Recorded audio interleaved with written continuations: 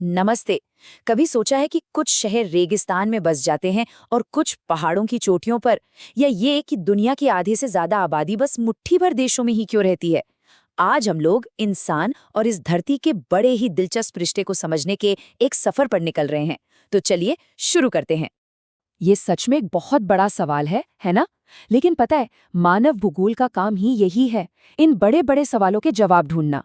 हम जहाँ रहते हैं, आखिर वहीं क्यों रहते हैं? हम जो काम करते हैं, वही क्यों करते हैं? और सबसे बड़ी बात, हम सब एक दूसरे से जुड़े हुए कैसे हैं? चलिए एक एक करके इन पहेलियों को सुलझाते हैं। तो हमारे इस सफर के 5 पड़ाव होंगे। सबसे पहले बात करेंगे मानव और प्रकृति के रिश्ते की, फिर जनसंख्या और विकास को समझेंगे और आखिर में देखेंगे कि कैसे हम सब एक ग्लोबल नेटवर्क में बंधे हुए हैं। तो मानव भूगोल की शुरुआत ही एक बहुत बुनियादी सवाल से होती है। हमारे और हमारे पर्यावरण के बीच जो रिश्ता है, उसमें ज्यादा पावरफुल कौन है? क्या नेचर हमें कंट्रोल करती है या हम नेचर को? अच्छा, तो इस बहस में जो पहला जवाब आया वो था पर्यावरणीय निश्चयवाद। इसका सीधा सा मतलब ये था कि भाई प्रकृति ही सब कुछ है, वो ही बॉस है। शुरुआती इंसान तो पूरी तरह से प्रकृति के रहमो करम पर जीते थे। सोचिए, जहां नदी है वहीं बसना है, जैसा मौसम है वैसे ही कपड़े पहनने हैं। मतलब प्रकृति कहानी लिख रही थी और इंसान बस उस कहानी के किरदार थे। लेकिन फिर धीरे धीरे सोच बदली और एक नया आइडिया सामने आया, संभववाद। इस आइडिया ने कहा, रुको जरा, प्रकृति बॉस नहीं है, वो तो एक मेन्यू कार्ड की तरह है। मतलब प्रकृति हमें सिर्फ ऑप्शंस देती है, पहाड़, नदियां, मैदान। अब ये हम इंसानों पर है कि हम अपनी टेक्नोलॉजी और दिमाग का इस्तेमाल करके क्या चुनते हैं, नदी पर बांध बनाना है या नाव चलानी है। इस सोच के साथ इंसान ड्राइवर की सीट पर आ बैठा। तो यहाँ पर हम देख सकते हैं कि ये दो बिल्कुल अलग-अलग नजरिए हैं। एक तरफ इंसान प्रकृति के नियमों का कैदी है और दूसरी तरफ इंसान अपनी किस्मत का मालिक है, जो प्रकृति को अपनी जरूरत के हिसाब से बदल रहा है। एक में हम प्रकृति की सुनते हैं और दूसरे में हम प्रकृति को अपनी सुनाते हैं। लेकिन क्या ये बहस इतनी सीधी साधी है? क्या मामला बस ब्लैक एंड व्हाइट का है? यहीं पर एंट्री होती है भूगोलवेत्ता ग्रिफिथ टेलर की। उन्होंने कहा, जरा रुकिए। उन्होंने एक बीच का रास्ता सुझाया। जैसा कि वो कहते हैं, न तो यहाँ नितांत आवश्यकता की स्थिति है और न ही नितांत स्वतंत्रता की स्थिति है। मतलब न तो हम पूरी तरह प्रकृति के गुलाम हैं और न ही हम पूरी तरह से आज़ाद हैं। टेलर ने इस बीच के रास्ते को एक बड़ा शानदार नाम दिया, नवनिश्चयवाद या रुको और जाओ की अवधारणा। इसे एक ट्रैफिक लाइट की तरह सोचिए। प्रकृति हमें रेड लाइट दिखा सकती है, एक चेतावनी दे सकती है कि भाई रेगिस्तान में खेती मत करो। लेकिन जब ग्रीन लाइट होती है, जब वो हमें मौका देती है, तब हम अपनी टेक्नोलॉजी के साथ आगे बढ़ सकते हैं। तो असल बात यह है कि हम प्रकृति पर जीत तभी हासिल कर सकते हैं जब हम उसके नियमों की इज्जत करें। चलिए अब इस बहस से आगे बढ़ते हैं और अपने सफर के दूसरे पड़ाव पर चलते हैं। अब देखते हैं कि ये लोग यानी हम सब आखिर रहते कहाँ हैं और हमारी आबादी क्यों और कैसे बदलती है। जॉर्ज बी क्रेसी की ये एक लाइन पूरी दुनिया की कहानी कह देती है। सोचकर देखिए, दुनिया के 90% लोग धरती के सिर्फ 10% हिस्से पर रहते हैं।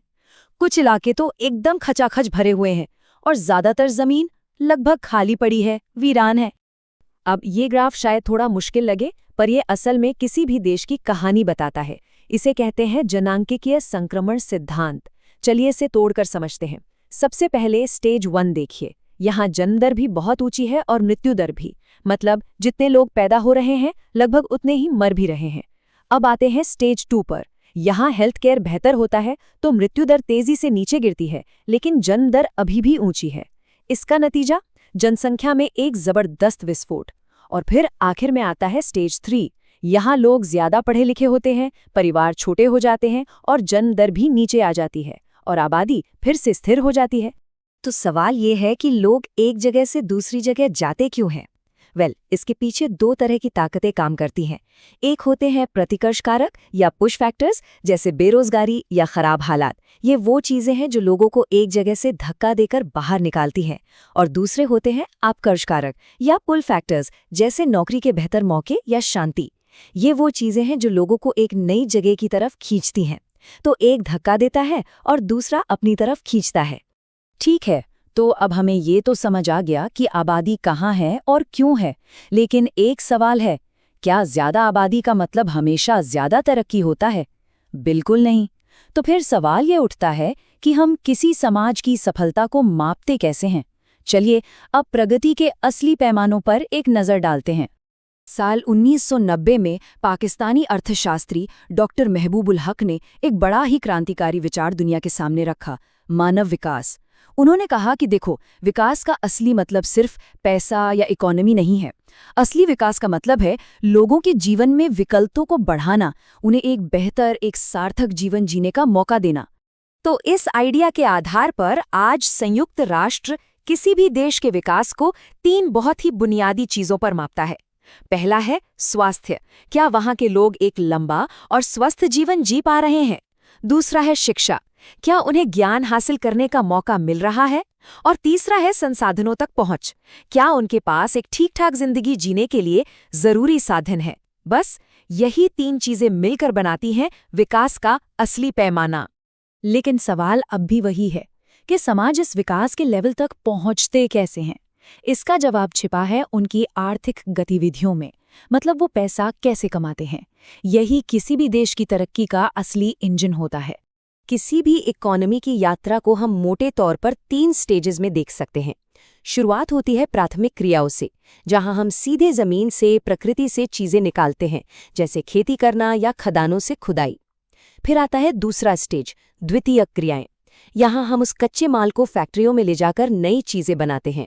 और आखिर में आती हैं तृतीयक क्रियाएं, यानी सर्विस सेक्टर, जैसे ट्रांसपोर्ट, बैंकिंग और कम्युनिकेशन। और अब हम आ पहुंचे हैं अपने सफर के बिल्कुल अंतिम पड़ाव पर। आइए अब देखते हैं कि कैसे ये सारे विकसित समाज एक दूसरे से जुड़कर एक ग्लोबल नेटवर्क बन गए हैं। 19वीं और 20वीं सदी में इंसानी इंजीनियरिंग के 2 बड़े चमत्कारों ने दुनिया को सचमुच छोटा कर दिया। एक थी सुएज नहर, जिसने यूरोप और एशिया के बीच हफ्तों के सफर को कुछ दिनों का बना दिया, और दूसरी थी पनामा नहर, जिसने अटलांटिक और प्रशांत महासागरों को ऐसे मिला दिया मानो 2 अलग-अलग दुनियाओं के बीच एक दरवाजा खोल दिया हो। इन 2 नहरों ने सिर्फ पानी को नहीं जोड़ा, इन्होंने पूरी दुनिया के व्यापार की किस्मत बदल कर रख दी। लेकिन आज की तारीख में हमें जोड़ने वाली सबसे बड़ी ताकत कंक्रीट या स्टील की नहीं बनी है, वो डिजिटल है।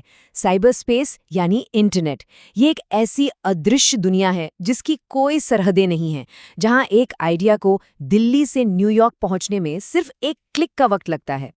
तो देखिए, हमने अपना सफर शुरू किया था धरती की फिजिकल सीमाओं से, और इसे खत्म कर रहे हैं एक ऐसी डिजिटल दुनिया पर जिसकी कोई सीमा ही नहीं है।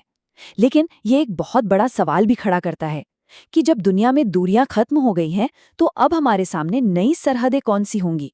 शायद ये सरहदें अब विचारों की होंगी या फिर आर्थिक असमानता की। इस सवाल का जवाब शायद आने वाली पीढ़ी का मानव भूगोल लिखेगा।